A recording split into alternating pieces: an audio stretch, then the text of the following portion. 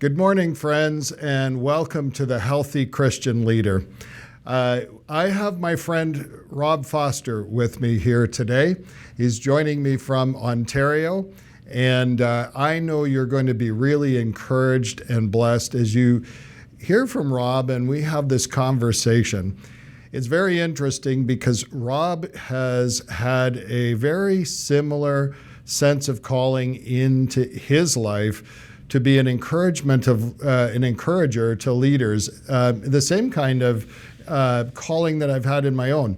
So I've been looking forward to this interview, not just because we share that same calling, but Rob, we've shared a friendship that goes back a lot of years. How many years would it be now? Well, without counting, I would say it goes back, Dwight, to before you were married. And Yes. you'd be zooming around in a very fancy sports car, Yeah. going up and down towards Huntsville, Ontario. And Yes. we had you over several times. We knew you through the Baptist network. And dare I say, you did date my sister-in-law. And it was clear that was not a match, but it's to no discredit to either of you. So it's all good.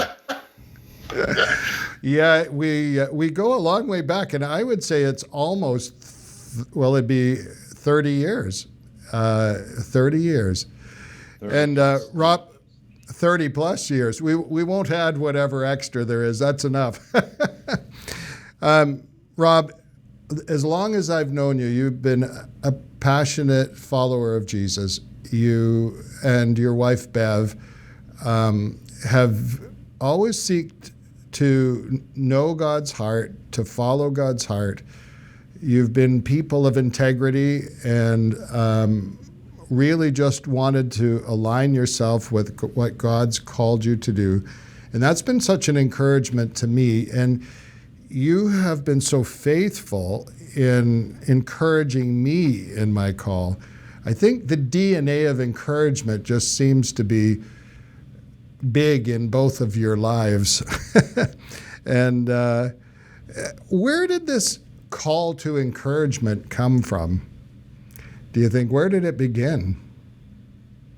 Well, I haven't thought about that question before specifically, but I would venture to say that it probably started with being the oldest of five in an MK family in French Canada, where my father was a church planter in Quebec. And just having a sense of being on the observing end of how ministry works and some of the pressures that are involved with that, and absorbing all that, and also just my basic temperament, which is more on the sensitive, compassion side of things, with the capacity to think. Sometimes that gets me in trouble, but most of the time it does contribute to really having that sense of, really identifying, I would say, with particularly church leaders and understanding what they're experiencing, having a feel for that from the inside.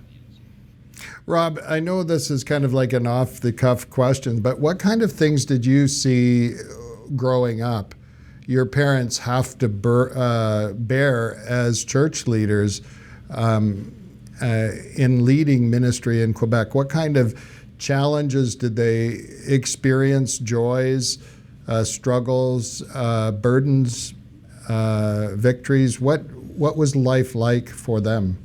It kind of goes back to my dad's grandfather, who, just as a backdrop here, who bought a tract of land in northern Ontario for $1 from the government if he would clear it, and he did with his wife, and it was hard work clearing all the land by himself without tractors in 1900, and how that shaped his family of 13 kids, the oldest of which was my father's dad.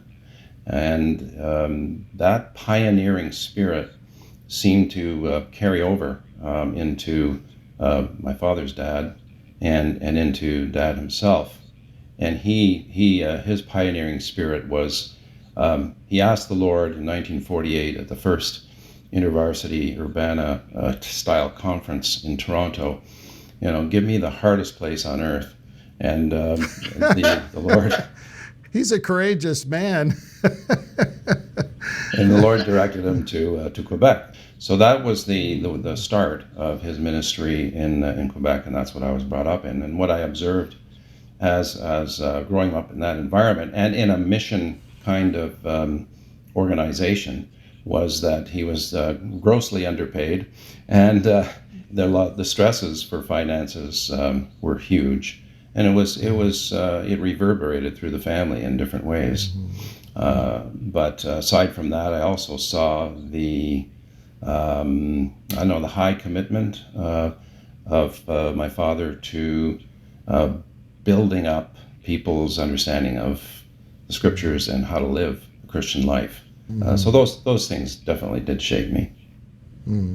It's interesting because even in my own journey, my grandfather would have a bit of a similar story, called to plant churches in Alberta, and there was no funding at the time to do it. He was a farmer, and the Lord, I remember him saying he remembers the day of his calling when the shack lit up with God's presence in his heart, and he basically stepped out completely on faith, no structure and foundation, and began to plant churches. And he planted 5 churches in his journey. But yet you see that exciting part of fruit.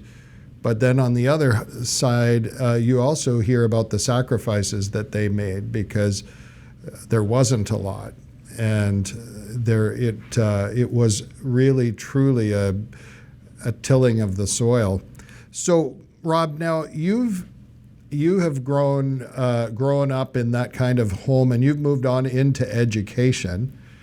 And tell us about your education journey. And you're an educator, love encouraging and raising up young adults and others into their call. Tell me about education. Well, I guess it started in earnest when I was a teenager, and it was people would say to me, "Oh, Dr. Foster, why don't you teach us something about the Bible?" And it was sort of tongue-in-cheek. But as an adolescent, I tended to kind of, especially after I was 17, when I encountered the Holy Spirit personally for the first time. The scriptures came alive, and I just would dig and dig and dig. So what they loved to hear me talk, as I would teach all about all the specifics and do exegetical stuff. And for new Christians, that was amazing to them. But it also prepared me to want to consider going on, and I did consider actually going into pastoral ministry. But after consulting with people like Andrew McRae, it became clear to me that, he asked me one question, and that was, if you walked away from pastoral ministry now, do you think in 2 years you would regret it? Mm-hmm. And that was a turning point for me, because my love for learning was great, but influencing through the classroom seemed to be the pathway for me. And so I went on to university. I studied philosophy at McGill, and that also was something that was a bit strange to a lot of people. They wondered how I could be a Christian and do that. And it wasn't easy in some parts of that journey. But I felt in the end that understanding the intricacies of the deceitful systems that are built intellectually, you can sort of understand that, and you can appreciate the truth even more. And that was sort of my takeaway. So I went on from there to Regent College on the West Coast and did a diploma in Christian Studies. And that was a shock too, because the philosophy that I'd learned no longer applied, in the sense that when I was told to do a study of Galatians. I wrote it up totally philosophically, and I think I got D-. So I had to learn that it's different, because you need to respect the Bible within itself. It verifies itself, and it doesn't come from your mind. It comes from the scriptures themselves. Mm-hmm. And going on from there, I really had a heart for going on in education. I came back to Toronto to study at the University of Toronto, doing masters in moral education at that time, and did some research by doing some school visits around Ontario, which I was not familiar with because I came from Quebec. And my heart grew warm, very warm, towards teachers, how they spoke, how they talked about students and people, and the way of communicating. I said I want to be like one of them. So at that point, I signed up for my Bachelor of Education in Toronto, and went on from there to teach for about 20 years.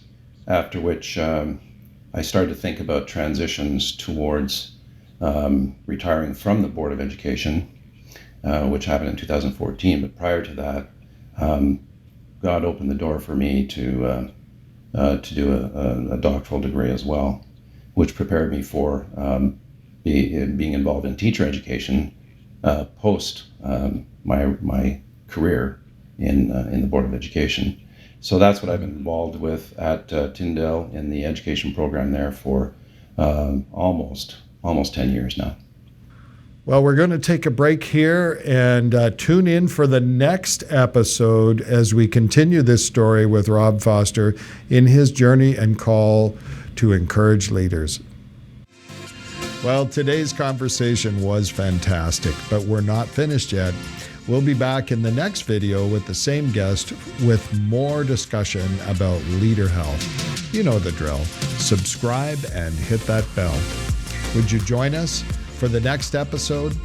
You can find new episodes every week in video form on the Aaron Ministry YouTube page and in audio form as the Healthy Christian Leader Show wherever you get your podcasts. Aaron Ministries is an interdenominational network of friends in ministry with a mission to foster healthy Christian leaders. Check out our website, aaronministries.com, for more resources and information on how to donate or to start a healthy Christian leader gathering in your area. Thanks for watching, and I'll see you next time.